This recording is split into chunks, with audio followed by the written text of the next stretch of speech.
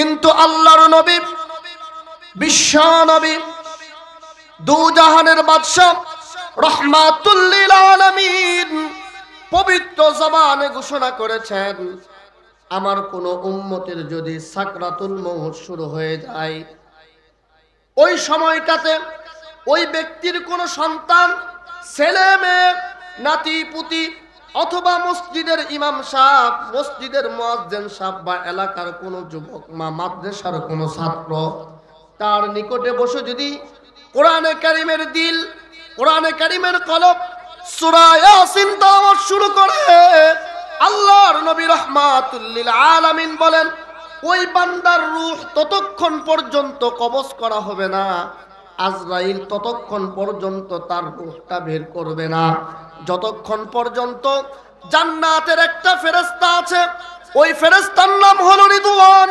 রিদওয়ান নামক ফেরেশতা জান্নাতের নিয়ামতগুলো তার সম্মুখে তুলে না ধরবে, ততক্ষণ পর্যন্ত আজরাইল তার রূহ বের করবে না।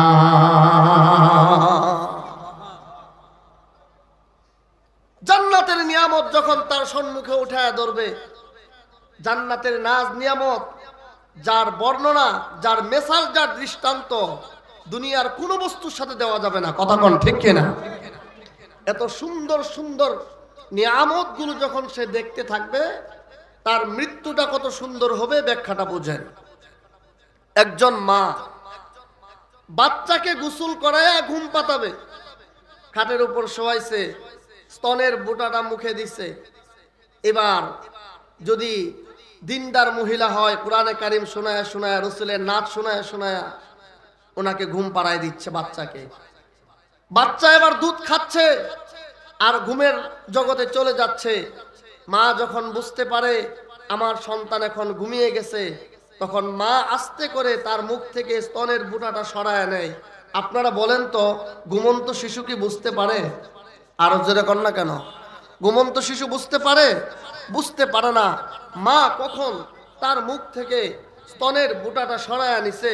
প্রিয় মুহতারাম হাজিরিন, উদাহরণটা এজন্য দিলাম, কোন ব্যক্তির যখন সাকরাতুল মউত শুরু হবে, তার নিকটে যদি কোরআনে কারীম থেকে সূরা ইয়াসিন তেলাওয়াত করতে শুরু করা হয়, তার রূহটা যখন বের করবে, রিদওয়ান নামক ফেরেশতা জান্নাতের নিয়ামতগুলো তার সম্মুখে তুলে ধরবে। ওই নিয়ামতগুলো দেখতে থাকবে আর আনন্দ সে উপভোগ করতে থাকবে। এমতো অবস্থায় তার রূহটা আজরাইল বের করবে। ওই ঘুমন্ত শিশুর মুখ থেকে মা স্তনের বুটা সরায় নিল। সন্তান, শিশু, দুধ শিশু যেমন বুঝতে পারলো না, ঠিক তেমনি ভাবে জান্নাতের নিয়ামত দেখতে থাকবে। আজরাইল রূহ কবজ করবে, ওই ব্যক্তি বুঝতে পারবে না রূহ কেমনে বের হয়ে গেল। সুবহানাল্লাহ।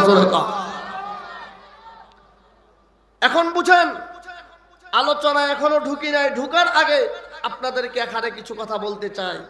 সেটা হলো, এই যে ফজিলত, এই যে কোরআনে কারীম, রাসূল চলে গেছেন, জিন্দা মুআজিজা রাসূলের আছে না নাই? আওয়াজ করে কর না কেন? আছে না নাই? জিন্দা মুআজিজা এখনো আছে। রাসূল চলে গিয়েছেন, সূরা ইয়াসিনের ফজিলত আছে। আপনারা বলেন তো, এখানে 20 বছর, 50 বছর, 60 বছরের যে যতটুক বয়স হায়াত পেয়েছেন এই পর্যন্ত, বলেন তো যে আমি অমুককে দেখেছি যে দুনিয়া থেকে বিদায় নিচ্ছে, আর তার নিকটে বসে কেউ না কেউ সূরা ইয়াসিন পড়তেছে। একজন মানুষ বলেন তো পাইছেন? পান নাই। হাতটাকে কি পাইছেন? কোন ব্যক্তি যখন মৃত্যু সজ্জায় শায়িত, তখন দেখছেন তার সন্তানরা, তার স্ত্রীরা হাউমাউ করে চিৎকার করতে শুরু করে। কথা কোন ঠিক কিনা? আমার দু চোখ এখনো সাক্ষী দেয়, আমি দেখেছি এক ব্যক্তি দুনিয়া থেকে বিদায় নিচ্ছে, তার সন্তান চিৎকার করতে লাগলো, এমনকি সে পা আর হাত মাটির মধ্যে মারতে লাগলো। পা এত জোরে আঘাত করলো পা দিয়ে মাটির মধ্যে, চিৎকার করে যে মাটি গর্ত হয়ে গেল। আমি নিজ চোখে দেখেছি। নাউজুবিল্লাহ বলেন। এই যদি হয় হালত, তাহলে মনে রাখবেন, ওই ব্যক্তির বাজেট যদি থাকে, ওই ব্যক্তির জন্য কবরে যাওয়ার পরে বাড়ি হবো 10টা, আর সন্তান এই হালত, এই অবস্থা করার কারণে আরো 10টা বেড়ে যাবে। কথা কোন ঠিক না ঠিক? মুহতারাম হাজিরিন, এজন্য রাসূল তো চলে গিয়েছেন, কোরআন তো আছে, কোরআনের ফজিলত আছে, কিন্তু মানুষরা মৃত্যুবরণ করছে। এমতো অবস্থায় সন্তান, স্ত্রী, পুত্র অনেকেই পাশে থাকে, কেউ সূরা ইয়াসিন পড়ে না। কারণ কি? কারণ হলো, কারণ দুইটা। কারণ কয়টা বলেন? দুইটা কারণ। দুইটা কারণের মধ্য থেকে এক নাম্বার কারণ হলো সন্তান, স্ত্রী, নাতি পুতি কেউ কোরআন পড়তে জানে না, পড়বে কিভাবে? কথা কোন ঠিক কিনা? সূরা ইয়াসিন তো তারা পড়া শিখে নাই, সূরা ইয়াসিন সম্পর্কে ধারণাই নাই, পড়তে পারে না, এজন্য পড়ে না। নাম্বার 2, সূরা ইয়াসিনের ফজিলত জানে না, পড়তে পারলেও পড়ে না, কারণ ফজিলত জানা নাই। কথা কোন ঠিক কিনা? এজন্য আমরা যদি এই ফজিলত অর্জন করতে চাই, আমাদের এই মাহফিল থেকে আজকে প্রথমে একটা শিক্ষা নিতে হবে, একটা প্রতিজ্ঞা করতে হবে, আমার সন্তান, আমার নাতিপুতি, আমার পরবর্তী প্রজন্ম যারাই আসবে তাদেরকে অবশ্যই অবশ্যই কোরআন শিখাবো। ইনশাআল্লাহ কন্যা কেন? আমরা ঘুম ধরতেছে, হাত তোলেন, হাত তোলেন, হাত তোলেন, নাড়াচাড়া দিন, বলেন ইনশাআল্লাহ, বলেন ইনশাআল্লাহ। বাচ্চাদেরকে কোরআন শিখাবো তো ইনশাআল্লাহ। এখানে আরেকটা কথা বলে আলোচনায় প্রবেশ করতেছি। আপনার সন্তানকে যদি ডাক্তার, ইঞ্জিনিয়ার বানাইতে মনে চায় বানান, কোনো সমস্যা নাই, কিন্তু আপনার সন্তানকে ডাক্তার, ইঞ্জিনিয়ার, জেনারেল শিক্ষায় শিক্ষিত করার আগে অবশ্যই কোরআন শিখাবেন, ইসলামের প্রাথমিক জ্ঞান তাকে শিক্ষা দিবেন। কথা কোন ঠিক কিনা? আপনি আপনার সন্তানকে ডাক্তার বানাইবেন, ইঞ্জিনিয়ার বানাইবেন, আমি নিষেধ করি না। আমি নিষেধ কেনই বা করব? ইসলাম তো নিষেধ করে নাই। ডাক্তার যদি না থাকে চিকিৎসা কে করবে? ইঞ্জিনিয়ার না থাকলে বিল্ডিং কে বানাবে? কথা বলেন ঠিক না বে ঠিক? এজন্য সব প্রয়োজন আছে, কিন্তু মুসলমান হিসাবে আমার সন্তানকে আগে কোরআন শিক্ষা দিতে হবে। যদি কোরআন না শিখায়া, ইসলাম না বুঝায়া তাকে ইঞ্জিনিয়ার, ডাক্তার বানায়, তাকে আমি জেনারেল শিক্ষায়, উঁচু শিক্ষায় শিক্ষিত বানাই, সে যদি সরকারের গদিতে বসে যায়, তাহলে ইসলামের জ্ঞান, কোরআনের আলো, সুন্নাহর আলো তার ভিতরে না থাকার কারণে সে সাইন করার আগে বান্ডিলের দিকে তাকায়া থাকবে। আওয়াজ করে বলেন কথা ঠিক না বে ঠিক? আপনারা আমার সাথে একটু বলবেন, বাংলার জমিনে যারা দুর্নীতি করে, আপনাদের বলেন তো কোন রিকশাওয়ালা কোনোদিন দেখছেন দুর্নীতি করতে? আসছি, একটা চা দেয় নাই, বলছি স্টেজে যাওয়ার পর একটা চা দিবা, তাও এখন আসলো না। বলেন তো কোন রিকশাওয়ালাকে দেখছেন দুর্নীতি করতে? একটা আওয়াজ করে বলেন না কেন? দেখছেন? ভ্যান চালককে দেখছেন দুর্নীতি করতে? দিন মজুরি কাজ করে খেটে কামারে দেখছেন দুর্নীতি করতে? এটা আওয়াজ করে বলেন না কেন? দুর্নীতি করে কারা? দুর্নীতি করে এক ধরনের শিক্ষিত শয়তান যারা। কথা বলেন ঠিক না বে ঠিক? দুর্নীতি করে এক প্রকারের শিক্ষিত শয়তানরা। আপনারা বলবেন হুজুর তাদের কি শিক্ষিত শয়তান বললেন, কাজটা ঠিক করলেন না? আরে ভাই, আমি তো শিক্ষিত শয়তান বলছি। কোরআনে আল্লাহ তাআলা তাদের সম্পর্কে কি বলছে জানেন? উলাইকা কাল আনআম বালহুম আদল, তারা হলো চতুষ্পদ জন্তুর মতো। শেষে বলেন বালহুম আদল, চতুষ্পদ জন্তুর থেকেও নিকৃষ্ট, মানে বুঝেন কুকুরের চাইতেও নিকৃষ্ট। কোরআন বলেছেন আল্লাহ, আমি বলি নাই। কথা বলেন ঠিক কিনা? আর যদি আমরা আরেকটু অন্যদিকে তাকাই, আপনারা জানেন মরহুম আইনুদ্দিন আল আজাদ তারা সুন্দরভাবে বলেছেন কি বলেন নাই? দুর্নীতির আকড়ায় বসে জাহির করে জ্ঞান, কলম দিয়ে কামাই টাকা, আবার ধরে সাধুর ভান, ওরা শিক্ষিত শয়তান, ওরা শিক্ষিত শয়তান, ওরা শিক্ষিত শয়তান, ওরা শিক্ষিত শয়তান। ঠিক না বে ঠিক?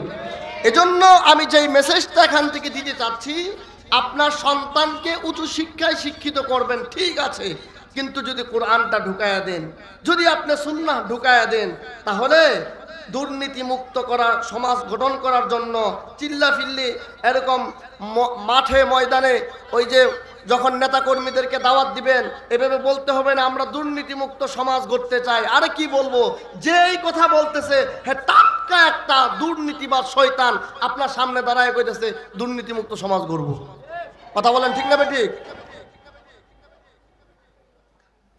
টাটকা একটা শয়তান দাঁড়ায় কইতেছে দুর্নীতিবাজ, নিজেই দুর্নীতিবাজ কই দুর্নীতি মুক্ত সমাজ গড়ব। কথা বলেন ঠিক কিনা?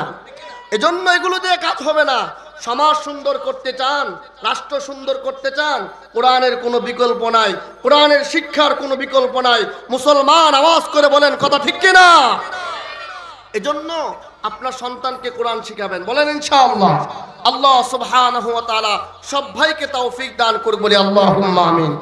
তাহলে বলতেছিলাম আল্লাহর নবী, বিশ্ব নবী রাহমাতুল লিল আলামিন বলেছেন, আমার কোন উম্মত মৃত্যুর সময় যদি কোনো ব্যক্তি তার নিকটে বসে সূরা ইয়াসিন তেলাওয়াত করে, তার ততক্ষণ পর্যন্ত রূহ বের করা হবে না, আজরাইল তার রূহ কবজ করবে না, যতক্ষণ পর্যন্ত রিদওয়ান নামক ফেরেশতা তার সম্মুখে জান্নাতের নিয়ামতগুলো উঠায় না ধরবে। আল্লাহ সুবহানাহু ওয়া তাআলা সব ভাইয়ের মৃত্যুর সময় পাশে যেন কোরআন তেলাওয়াত করা হয় তৌফিক দান করুন, বলি আল্লাহুম্মা আমিন। আসেন, সময় চলে যাচ্ছে, একটু সূরার মধ্যে প্রবেশ করি। এই সূরার শুরুতেই বলা হয়েছে ইয়াসিন। কি বলা হয়েছে বলেন? কোরআনে কারীমের বিভিন্ন সূরা 1 অক্ষর, 2 অক্ষর, 3 অক্ষর, 4 অক্ষর, 5 অক্ষরে শুরু হয়েছে। কথা কোন ঠিক কিনা? আছে না নাই? আমি লম্বা করব না, সময় বেশি পাবো না আমি জানি। তো এই যে 1 অক্ষর, 2 অক্ষর, 3 অক্ষর, 4 অক্ষর, 5 অক্ষরে সূরা শুরু করা হলো, এগুলোকে বলা হয় হুরুফুল মুকাত্তিয়াত। আপনারা আবার বলবেন হুরুফুল মুকাত্তিয়াত মানে কি? হুরুফুল মুকাত্তিয়াত মানে হলো কিছু বিক্ষিপ্ত হরফ। বিক্ষিপ্ত হরফ এগুলো দিয়ে আল্লাহ তাআলা কোরআন শুরু করেছেন। কেন জানেন? এজন্য যে এই বিক্ষিপ্ত হরফগুলোর অর্থ কেউ জানে না। তাহলে জানে কে? তাফসীরে জালালাইনের মধ্যে এসেছে এগুলোর হরফ, এই সমস্ত হরফগুলোর অর্থ একমাত্র আল্লাহ তাআলাই ভালো জানেন। সুবহানাল্লাহ বলেন। এখানে একটা প্রশ্নের উত্তর দিয়ে আলোচনার সম্মুখে নিতে হবে, কারণ আর না হয় আপনাদের একটা প্রশ্ন ভিতরে থেকে যাবে। সেটা হলো, হুজুর এমন আয়াত আল্লাহ তাআলা কেন নাজিল করলেন যে আয়াতগুলোর অর্থ বোঝার ক্ষমতা আমাদেরকে আল্লাহ দিলেন না? কথা কোন ঠিক কিনা? এটার সংক্ষিপ্ত একটা উত্তর হচ্ছে, আপনারা জানেন আল্লাহ সুবহানাহু ওয়া তাআলা যখন মুহাম্মদুর রাসূলুল্লাহ সাল্লাল্লাহু আলাইহি ওয়াসাল্লামের উপর এই কোরআন নাজিল করতে শুরু করলেন, নবীজি কোরআন বলে, নবীজি কোরআন শোনায়, মক্কার কাফের মুশরিকরা বলে মুহাম্মদ নিজে থেকে বানায়া বানায়া কোরআন বলে। নাউজুবিল্লাহ বলবেন না? আপনারা বলেন তো, নবীজি একটা কথা নিজে থেকে বলেছেন? আওয়াজ এত কম কেন? আওয়াজ করে কোন একটা কথা নিজে থেকে বলেছেন? নিজে থেকে বলেন নাই, তাহলে কোথা থেকে বলেছেন? আল্লাহ বলছেন এই কথা, ওয়ামা ইয়ানতিকু আনিল হাওয়া ইন হুয়া ইল্লা ওয়াহয়ুন ইউহা। আল্লাহ বলছেন মুহাম্মদ সাল্লাল্লাহু আলাইহি ওয়াসাল্লাম নিজে থেকে কোনো কথাই বলে না, যা বলে সব রব্বে কারিমের পক্ষ থেকে ওহী। সুবহানাল্লাহ বলবেন না? তো তারা যখন এমন কথা বলে, আল্লাহ তাআলা কোরআনে কারিমের এমন কিছু আয়াত বিক্ষিপ্ত হরফ দিয়ে নাজিল করলেন মক্কার কাফের মুশরিকদেরকে শিক্ষা দেওয়ার জন্য। তাদেরকে চ্যালেঞ্জ করলেন, হে মক্কার কাফের মুশরিকরা, তোমরা বলো মুহাম্মদ নিজে থেকে কোরআন বানায়া বানায়া বলে। মুহাম্মদ যদি নিজে থেকে কোরআন বানায়া বানায়া বলে, তাহলে তোমরা এই সমস্ত আয়াতগুলোর হরফগুলোর অর্থ করে দেখাও। সুবহানাল্লাহ। যেহেতু তোমরা পারবা না, বোঝা যাচ্ছে আল্লাহ তাআলাই এই কোরআন নাজিল করেছেন। আল্লাহ তাআলা যতটুকু অর্থ বুঝার ক্ষমতা, সাধ্য, তৌফিক, আল্লাহ তাআলা যতটুকু অর্থ উদ্ঘাটন করার ক্ষমতা দেন ততটুকুই তোমরা করতে পারো, এর বাহিরে তোমাদের অর্থ বের করার কোনো ক্ষমতা নাই। সুবহানাল্লাহ। এই সূরার আরো কিছু নাম আছে। এই সূরাকে কাদিয়া বলা হয়। কাদিয়া, এই জন্য এই সূরাকে সূরা কাদিয়া বলা হয়। কেউ যদি বিপদ আপদের সময় বালা মুসিবত থেকে উদ্ধারের জন্য, মুক্তির জন্য এই সূরা তেলাওয়াত করে দোয়া করে, আল্লাহ তাআলা তাকে বালা মুসিবত থেকে হেফাজত করেন। সুবহানাল্লাহ বলেন। এই সূরার আরেকটা নাম হচ্ছে মুআইম্মা। আরেকটা নাম কি বলেন?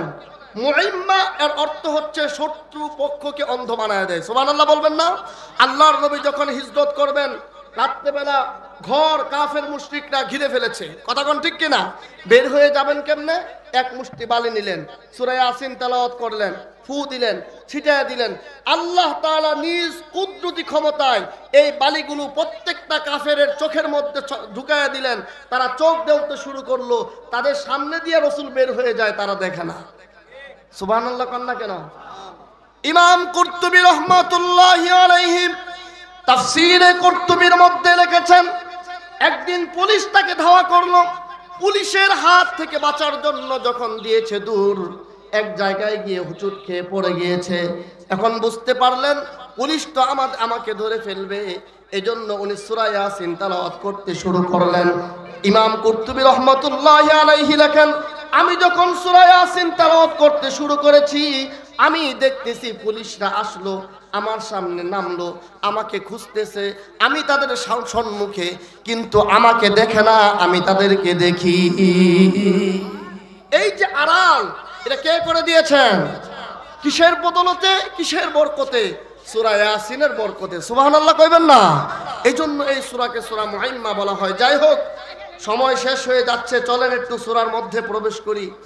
এই সূরা 2 নম্বর আয়াতে কারিমার মধ্যে আল্লাহ সুবহানাহু ওয়া তাআলা বলেছেন, ওয়াল কুরআনিল হাকীম।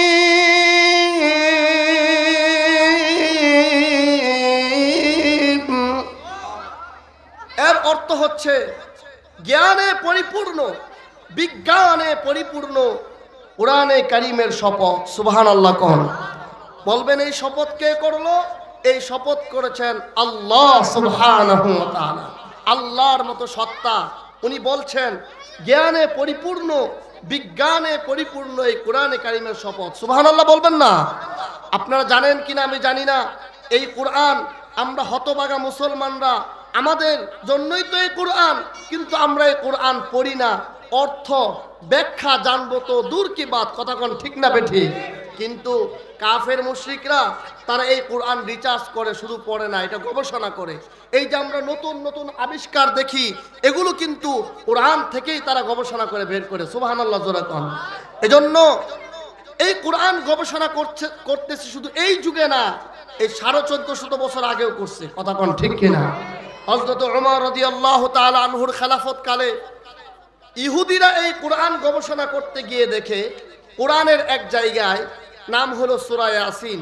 এই ইয়াসিনের 2 নম্বর আয়াতে কারিমার মধ্যে বলা হয়েছে এই কোরআন জ্ঞানে পরিপূর্ণ, বিজ্ঞানে পরিপূর্ণ। বলেন সুবহানাল্লাহ। এই কথাটা যখন তারা পেয়েছে, তাদের শরীরের মধ্যে যত প্রকার এজমা আছে সব প্রকাশ পেয়েছে।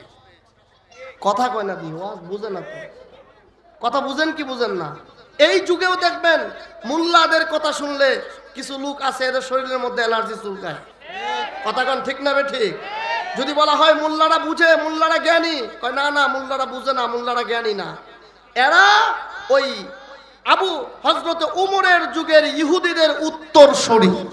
আওয়াজ করে বলেন ঠিক না ঠিক? এতে কোনো সন্দেহ নাই। আমাদের সম্মুখে যারাই কোরআনের বিরোধিতা করবে, কোরআনকে মানতে চাইবে না, কোরআনের ধারক বাহক ওয়ারিসদের ব্যাপারে আঙ্গুল তুলবে, মনে করবেন তারা ওই ইহুদি নাসারাদের মুনাফিকদের উত্তরসূরি, মুনাফিকদের উত্তরসূরি। ঠিক না ঠিক জোরে কও?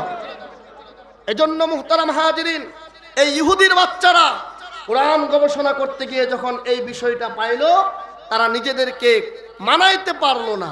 এজন্য তারা কিছু ইহুদি একত্রিত হয়ে, যেহেতু খলিফাতুল মুসলিমিন উমরের শাসন চলতেছে, উনার দরবারে আসছে।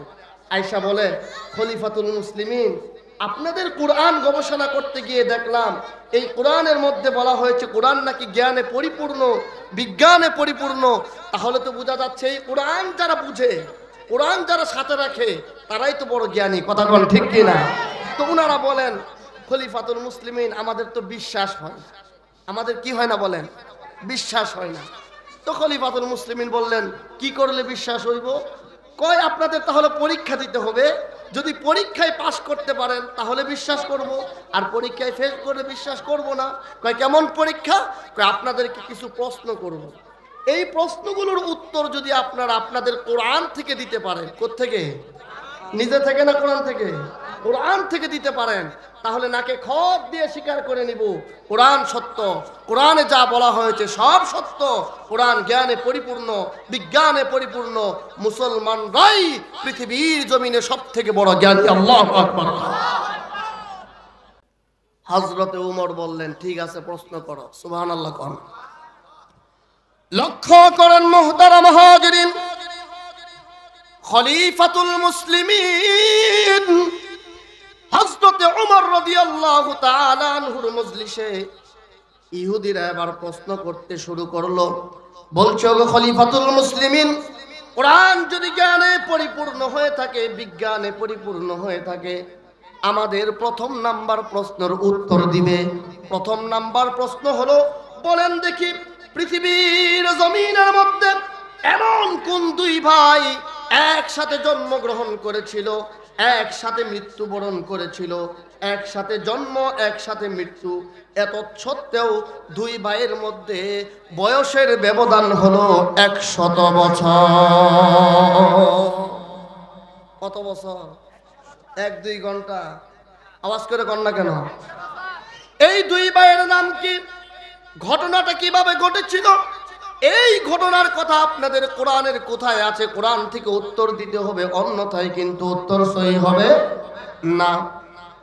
ইহুদিরা বলে, ওগো খলিফাতুল মুসলিমিন, আমাদের পক্ষ থেকে 2 নাম্বার প্রশ্ন, বলেন দেখি পৃথিবীর জমিনে এমন কোন জায়গা আছে যেই জায়গায় সূর্যের আলো একবার পড়েছে, দ্বিতীয়বার পড়ে নাই, তৃতীয়বার আলোটা পড়ার সম্ভাবনাও নাই? জায়গাটা কোন জায়গা? কখন আলো পড়েছিল? সূর্যের আলো পড়েছিল। ঘটনাটা কিভাবে ঘটেছে? এই ঘটনার কথা কোরআনে কারিমের কোথায় বলা হয়েছে? কোরআন থেকে উত্তর দিতে হবে, সাবধান, অন্যথায় কিন্তু উত্তর সহি হবে না। 3 নম্বর প্রশ্ন, ওগো খলিফাতুল মুসলিমিন, 3 নম্বর প্রশ্ন হচ্ছে, বলেন দেখি পৃথিবীর জমিনের মধ্যে এমন একটা কবর ছিল, যেই কবরটা জীবিত ছিল। ওই কবরের মধ্যে এমন একটা লাশ ছিল, ওই লাশটাও জীবিত ছিল। কবর জীবিত, লাশ জীবিত।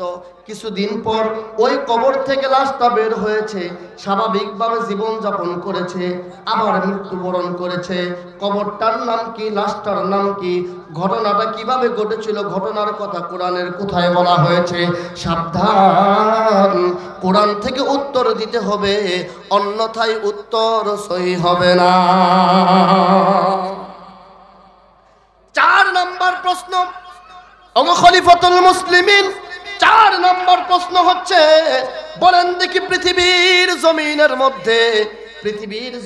মধ্যে এমন একটা জেলখানা আছে, যেই জেলখানার মধ্যে এমন একটা আসামি দিনের পর দিন, সপ্তাহের পর সপ্তাহ, মাসের পর মাস বসবাস করে, কিন্তু ওই জেলখানার মধ্যে দুনিয়ার আলো বাতাস প্রবেশ করে না।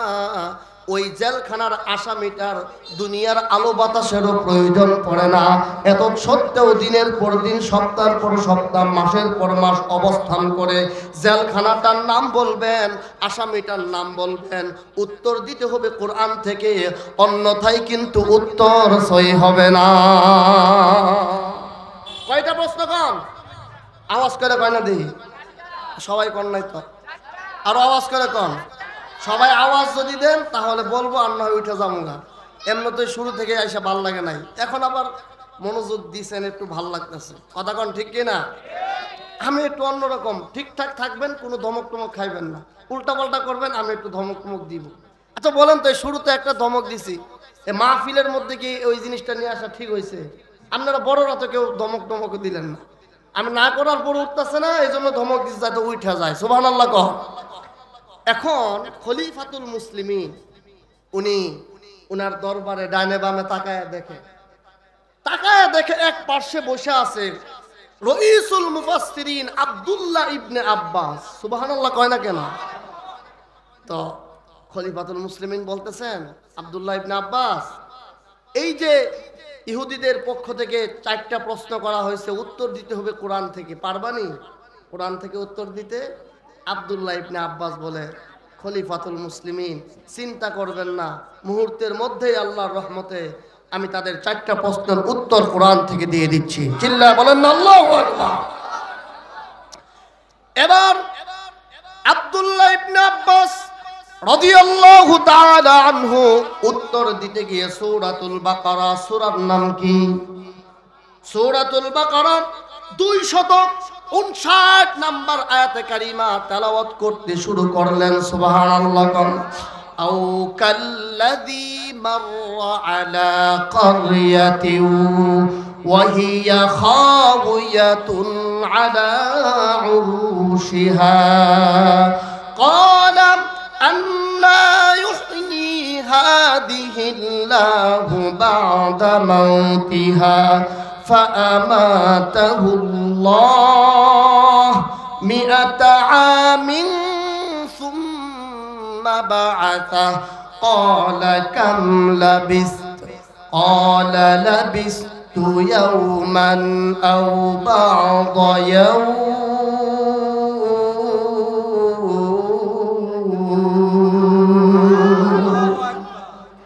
শেষ পর্যন্ত তেলাওয়াত করি নাই, অনেক লম্বা আয়াত।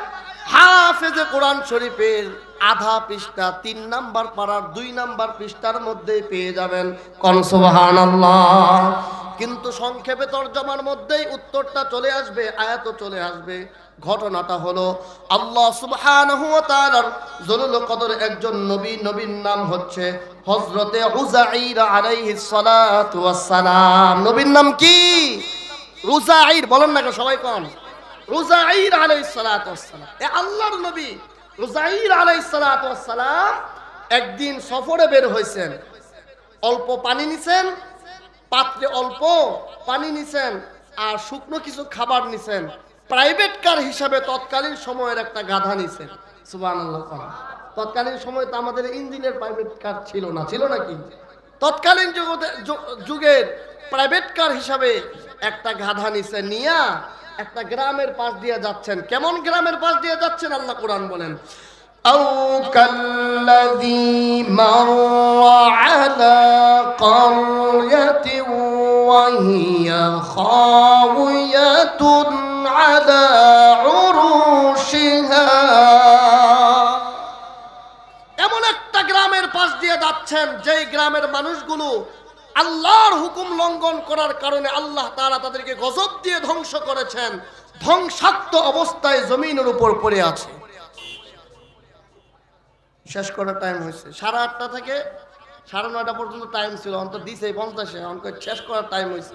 সংক্ষেপে এটা বলে শেষ করতেছে নাকি শেষ করে দেবে? এখানে একটা বলি আপাতত। লক্ষ্য করেন আল্লাহর নবী উযাইর আলাইহিস সালাতু ওয়াস সালাম ওই জনপদের পাশ দিয়ে যখন যাচ্ছিলেন, তাকায়া দেখে আল্লাহ তাআলা আযাব দিয়ে, গজব দিয়ে এই জনপদের মানুষদেরকে ধ্বংস করে দিয়েছেন। ধ্বংসাত্ম অবস্থায় তারা পড়ে আছে। তাদের গোশতগুলো মাটির কণায় কণায় মিশে গেছে। গোশত হাড্ডির কোনো মিশ্রণ নাই, গোশত হাড্ডির কোনো অস্তিত্ব নাই, ঘর বাড়ির অস্তিত্ব নাই। হাজার হাজার লক্ষ লক্ষ বছর পর আল্লাহ সুবহানাহু ওয়া তাআলা কিভাবে এদেরকে জীবিত করবে? এমন একটা প্রশ্ন উযাইরের মনের মধ্যে উকি দিয়েছে, জবান দিয়ে প্রকাশ করে নাই। বলেন তো, মনের খবর কেউ জানে না, জানেন কে? ইন্নাল্লাহা আলীমুম বিযাতিস সুদূর।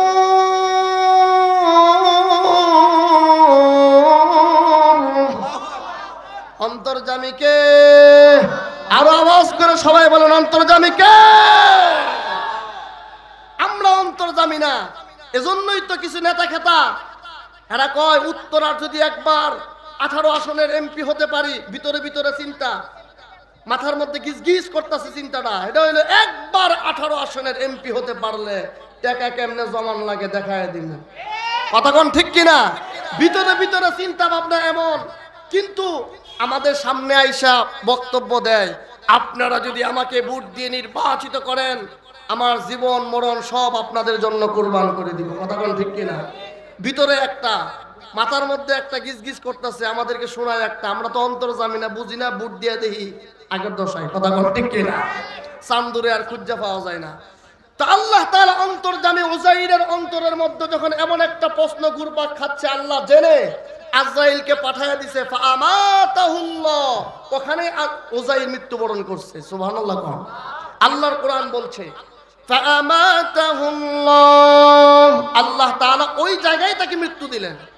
এরপরে আল্লাহর কোরআন বলছে মিআতা আমিন সুম্মা বাআসা, 100 বছর পার করে দিলেন, এরপর তাকে পুনরুজ্জীবিত করলেন। করার পর আল্লাহ তাআলা উযাইরকে বলছেন ক্বালা কাম লাবিস, হে আমার পয়গম্বর উযাইর, বলো দেখি এই জমিনের উপরে মৃত্যু অবস্থায় তুমি কতদিন অবস্থান করেছ? এবার উযাইর আলাইহিস সালাতু ওয়াস সালাম বলেন লাবিস্তু ইয়াওমান আও বা'দা ইয়াওম।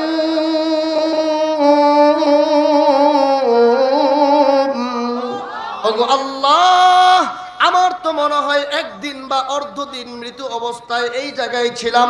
আল্লাহ তাআলা বলছেন ক্বালা বাল লাবিস্তা মিআতা আম, না না না না, এমত অবস্থায় আমি আল্লাহ 100 বছর পার করে দিয়েছি। কত বছর পার করছেন? মেহমান চলে আসছে সংক্ষেপ। আল্লাহ তাআলা যখন এই কথা বললেন, ওনার তো সন্দেহ হয়। আল্লাহ তাআলা বললেন ফানজুর ইলা তুআমিক ওয়া শারাবিক, হে উযাইর তুমি ওই তোমার খাবারের দিকে তাকাও, পানির দিকে তাকাও। যেই পানি আর খাবার নিয়ে তুমি সফরে বের হয়েছিলে, আমি আল্লাহ আমার ক্ষমতা জাহির করেছি, 100 বছর পার করেছি, পানি নষ্ট হতে দেই নাই, খাবার নষ্ট হতে দেই নাই। আমি আল্লাহ আমার কুদরতি ক্ষমতা জাহির করেছি। সুবহানাল্লাহ। উযাইর আলাইহিস সালাম মনে মনে কয়, একদিন বা অর্ধ দিন হলে তো খাবার পানি নষ্ট না হওয়ারই কথা। কথা কোন ঠিক কিনা? আল্লাহ রাব্বুল আলামিন বলছেন ফানজুর ইলা হিমারিকা ওয়ালিনাজআলাকা আয়াতাল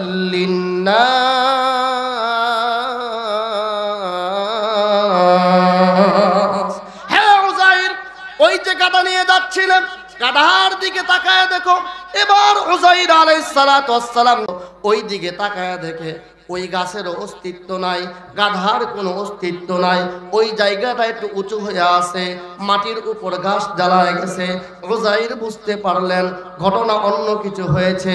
এবার আল্লাহ তাআলা বললেন, উযাইর রে, তুমি তোমার গাধার নাম ধরে ডাক দাও, দেখো আমি আল্লাহ আমার কুদরতি ক্ষমতা তোমার সম্মুখে প্রকাশ করব। উযাইর যখন তার গাধার নাম ধরে ডাক দিয়েছে, মাটির কণায় কণায় যে গোস্তগুলো মিশে গিয়েছিল, মাটি থেকে গোস্তগুলো আলাদা হতে শুরু হলো, হাড্ডিগুলো আলাদা হতে শুরু হলো। আগের নেই গাদার রূপান্তরিত হয়ে গেল। এরপরে ওই কঙ্কালের উপর, হাড্ডির উপর আল্লাহ তাআলা গোস্তের ছাউনি দিয়ে দিলেন। উযাইর আল্লাহর নবী নিজ চোখে দেখতেছেন, লক্ষ্য করলেন আল্লাহর রূহ ফুঁকে দিল, আগের গাদার নে রূপান্তরিত হয়ে গেল। উনার যে মনের প্রশ্ন ছিল, প্রশ্ন তো হল হয়ে গেল। উযাইর আলাইহিস সালাতু ওয়াস সালাম বলছেন ওয়াল্লাহু ক্বালা আ'লামু আন্নাল্লাহা আলা কুল্লি শাইইন কাদির।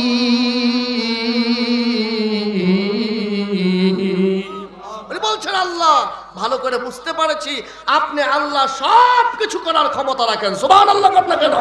সব কিছু করার ক্ষমতা কে রাখেন? আল্লাহ তাআলা রাখেন। কুন ফায়াকুন বলতে দেরি হইতে 1 সেকেন্ডও দেরি হয়? আওয়াজ করে কন না কেন? নাকি হয় না? এই বিশ্বাস যদি আমাদের মধ্যে থাকে তাহলে ওজনে কম দিতে পারবো না। কথা কোন ঠিক না বেঠিক? যে আল্লাহর সম্মুখে তো দাঁড়াইতে হবে, ওজনে কম দিব না। এজন্য শেষে একটা সবক দিয়ে যাচ্ছি। সবকটা হলো এই, ওজনে কম দেওয়ার আগে চিন্তা করবেন আল্লাহর সম্মুখে দাঁড়াইতে হবো, এবং সাথে সাথে এটাও চিন্তা করবেন আমি যদি দুনিয়াতে কাউকে ঠকাই, যাকে ঠকাইবো সে জিতে যাবে, যে ঠকাইবে সে ঠকে যাবে। কথা কোন ঠিক না বেঠিক? আমরা মনে করি ঠকাইছি জিতছি, ঠকছে ঠকে গেছে। না, দুনিয়াতে যে ঠকাইবে সে ঠকবে, যে দুনিয়াতে ঠকবে সে জিতে যাবে। কিভাবে? কিয়ামতের ময়দানে এই যে ব্যক্তি ঠকে গিয়েছিল ওই ব্যক্তি আপনার জীবনের সমস্ত আমল নিয়ে আল্লাহর নিয়ামতের জান্নাতে চলে যাবে, আর তার গুনাহগুলো নিয়ে আপনি জাহান্নামে যাবেন। কথা কোন ঠিক কিনা? নাউজুবিল্লাহ। কোন জোরে কোন নাউজুবিল্লাহ। এই কথাও হাদিসে আসছে, রেফারেন্স দিয়ে বলার সময় আমার হাতে নাই, আলোচনার কোনো দিকেই হলো না। যতটুকু বলেছি শেষের এই সবক, শুরুর যে একটা সবক, এই দুইটা সবক আমল করবেন তো ইনশাআল্লাহ। আল্লাহ সুবহানাহু ওয়া তাআলা সব ভাইকে আমল করার তৌফিক দান করুক। আমিন। ওয়া আখির দাওয়ানা আলহামদুলিল্লাহ। আসসালামু আলাইকুম।